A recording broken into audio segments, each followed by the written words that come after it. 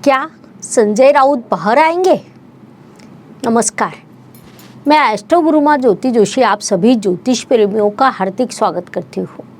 आज हम महाराष्ट्र के राजनीतिक क्षेत्र के अत्यंत महत्वपूर्ण विषय पर वार्तालाप करने वाले हैं। आज सभी के मन में एक प्रश्न उपस्थित हुआ है, उसका उत्तर प्राप्त करने का प्रयास करेंगे। यह प्रश्न है कि क्या संजय राउत साहब बाहर आएंगे? पीछे एक बार हमने राउत साहब से की कुंडली का विश्लेषण किया था। उस अनुसार अचानक अप्रत्याशित रूप से घटनाएं होती गई, अर्थात ऐसा भी होगा इसका अप्रैल मई तक किसी को विश्वास न था।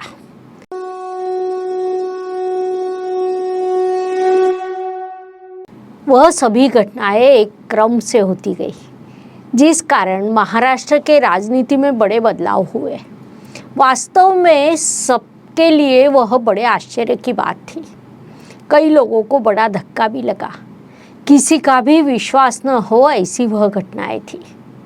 उस अनुसार मैंने एकनाथ जी शिंदे साहब के कुंडली का विश्लेषण किया था। हर किसी को विश्वास था कि देवेंद्र जी फडणवीस साहब ही महाराष्ट्र के नए मुख्यमंत्री होंगे, लेकिन उसके 4 दिन पहले मैंने विश्लेषण किया था कि एकनाथ जी शिंदे साहब मुख्यमंत्री बनेंगे। अप्रत्याशित रूप से मुख्यमंत्री हो गए। सभी के लिए यह एक बड़ा धक्का था। ज्योतिष के महानता की प्रचिति तब सभी ज्योतिष प्रेमियों को मिली थी। उसके बाद भी महाराष्ट्र के राजनीति का वातावरण पूर्ण रूप से शांत नहीं हुआ। खासदार संजय राउत साहब की गिरफ्तारी को एक और बड़ी घटना कहा जा सकता है। उस घटना के बाद ज्योतिष प्रेमियों के बार बार मैसेज आ रहे थे, मेल पर, व्हाट्सएप पर, फेसबुक पर, इंस्टा और यूट्यूब पर। ज्योतिष प्रेमी बार बार पूछ रहे थे कि क्या संजय राउत साहब बाहर आएंगे। इसीलिए आज पुनश्च हम उनकी कुंडली का विश्लेषण करने वाले हैं। राजनैतिक व्यक्तित्व की कुंडली का विश्लेषण करते हुए मैं सदैव कहती हूँ कि राजनीति मेरा विषय नहीं है।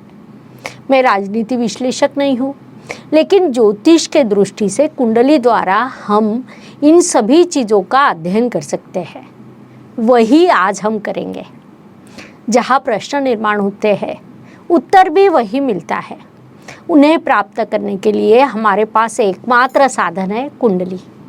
कुंडली से हम सभी प्रश्नों के उत्तर प्राप्त कर सकते हैं। संजय राउत साहब की कुंडली को देखने के बाद कुछ विषय नए रूप से सामने आए। अंत में यह शास्त्र है, इसका आप जितना अध्ययन करेंगे उतना कम है। कई बार अध्ययन करते समय ऐसा होता है कि कुंडली की कोई एक चीज़ हमारे ध्यान में आती है। उसी कुंडली का जब हम पुनश्च अध्ययन करते हैं तो दूसरी बड़ी चीज़ सामने आती है। उस अनुसार संजय राउत साहब के कुंडली में कई नई चीज़ें सामने आई। Please like, share and subscribe the channel, और हाँ, बेल आइकॉन दबाना ना भूलें। धन्यवाद। मैंने पिछले वीडियो में भी बताया था कि वर्तमान स्थिति में उन्हें बुध ग्रह की महादशा शुरू है। यह महादशा शुरू होने के बाद उनके जीवन में प्रश्न निर्माण होना शुरू हुआ। यह 100% सत्य है। वे प्रश्न सभी के सामने भी है, लेकिन क्या बुध ग्रह की संपूर्ण महादशा उनके लिए एक समान रहेगी? तो ऐसा नहीं होता है।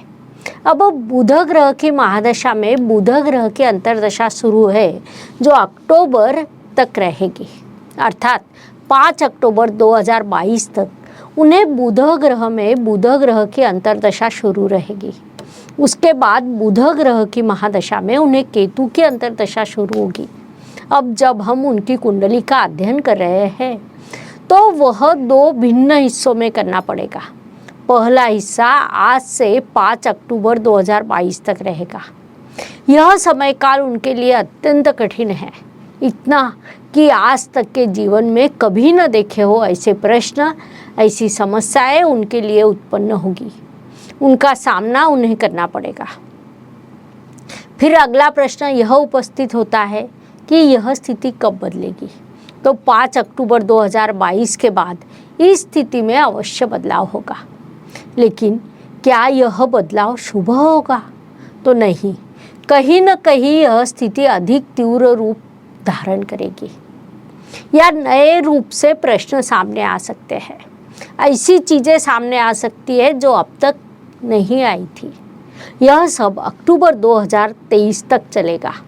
उसके बाद उनकी कुंडली पुनश्च एक जोरदार मोड़ पर आएगी और शुभ दिशा में मार्गक्रमण करेगी।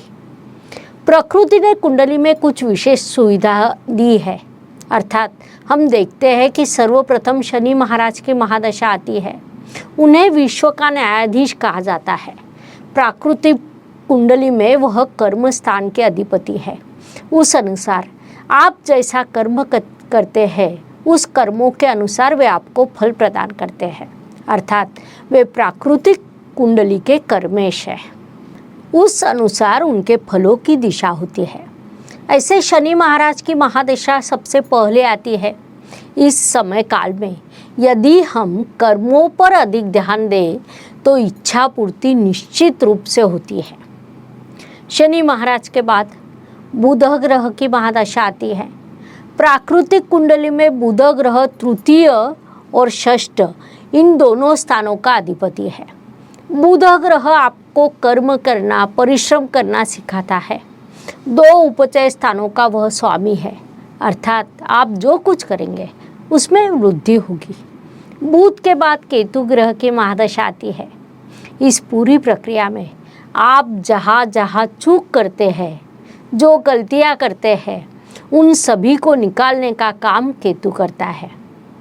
उस अनुसार अब जब हम राउत साहब के कुंडली का अध्ययन कर रहे हैं तो अक्टूबर 2022 में उन्हें बुध ग्रह में केतु ग्रह की अंतर्दशा शुरू होगी। वहाँ से स्थिति में बड़ा बदलाव होगा। उनके लिए नए प्रश्न, नई समस्याएं उत्पन्न होंगी। वास्तव में केतु ग्रह को अध्यात्म का कारक कहा जाता है। केतु आपको सूचित करता है कि आप दान करें। ज्योतिष का अध्ययन तथा शास्त्र की शास्त्रीय तरीके से पढ़ाई करने के लिए मेरी 2 किताबें प्रकाशित हो चुकी है। उनका अवश्य लाभ लीजिए, जिससे आपके प्रश्न कम हो। किसी को कोई चीज़ देने की प्रवृत्ति को विकसित करें ताकि आपके प्रश्न कम होने में सहायता हो सके। उस अनुसार जब हम दान करते हैं, उचित पद्धति से कर्म करते हैं तो शुक्र की महादशा आती है जो सभी सुखों को साथ लेकर आती है। लेकिन शुक्र की दशा तक पहुंचने के लिए शनि, बुध, केतु और शुक्र यह क्रम निर्धारित होता है। सरल शब्दों में कहा जाए तो न्यायपूर्ण व्यवहार करें, उचित कर्म करें, उचित दान करें और उसके बाद जीवन का पूरा आनंद लें। शनि अर्थात न्यायपूर्ण व्यवहार, बुध अर्थात कर्म, केतु अर्थात दान और शुक्र का अर्थ है आनंद प्राप्त करना। ऐसा होता है। तो राउत साहब अक्टूबर 2023 में बुध ग्रह की महादशा में शुक्र की अंतर्दशा शुरू होगी। वहाँ से इस कुंडली में बड़े बदलाव होंगे। वह बदलाव उनके लिए शुभ एवं लाभकारी रहेंगे, जिस कारण पुनश्च उन्हें सत्ता अधिकार प्राप्त होंगे, प्रतिष्ठा मिलेगी या इस पूरे चक्र से वे बाहर आ सकते हैं। वहाँ से अलग दिशा में मार्गक्रमण करेंगे, अर्थात यह मार्गक्रमण राजनीति के अलावा दूसरे क्षेत्र में भी हो सकता है। उस मार्गक्रमण में उन्हें सफलता का स्तर काफ़ी ऊंचे मिलेगा। यहाँ एक और चीज़ स्पष्ट होती है, जिस प्रकार अच्छा समय नहीं रुकता, जिस प्रकार शुभ काल नहीं रुकता, उसी प्रकार संकट का काल भी नहीं रुकेगा। कभी न कभी उसमें बदलाव अवश्य होता है। अब हम अपने मूल प्रश्न की ओर आते हैं कि क्या संजय राउत साहब बाहर आएंगे? तो आगे भले ही उनके लिए काल कितना भी शुभ क्यों न हो, लेकिन वर्तमान काल में उनके लिए अत्यंत कठिन है। अर्थात अब उन्हें जमानत मिलने की संभावना कम है। कुंडली के अनुसार विचार करें तो जनवरी फरवरी में कुछ योग अवश्य निर्माण होंगे, लेकिन वे योग अधिक पावरफुल नहीं रहेंगे। परिणाम स्वरूप अभी बाहर आने की संभावना कम है। संक्षेप में उनका संघर्ष समाप्त नहीं हुआ। अक्टूबर 2023 तक विभिन्न कारणों से उनका संघर्ष शुरू रहेगा। उसके बाद ग्रह स्थिति में सकारात्मक एवं शुभ बदलाव होगा। वहाँ से वे पुनश्च उन्नत जीवन की ओर मार्गक्रमण करेंगे, लेकिन तब तक संघर्ष का सामना करना पड़ेगा। इस प्रकार खासदार संजय राउत साहब की कुंडली का विश्लेषण करने के लिए इतनी जानकारी पर्याप्त है। हम यही रुकते हैं, फिर अवश्य मिलेंगे। धन्यवाद। शुभम भवतु। जय ज्योतिष। Please like, share and subscribe the channel. और हाँ, बेल आइकॉन दबाना ना भूलें। धन्यवाद।